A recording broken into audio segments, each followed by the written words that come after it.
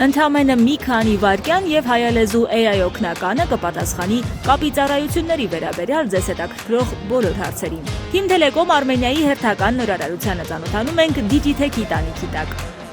Ես առաջի Digitech-ին, երբ որ հիմա վերհիշում եմ,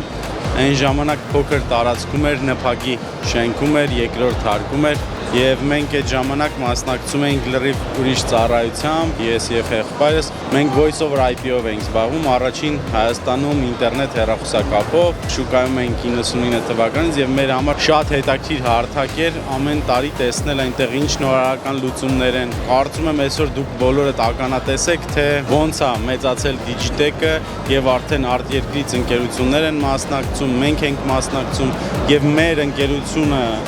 եւ մյուսները միշտ փորձում են նորարարական լուծումները հենց ցույց տալ Digitech-ին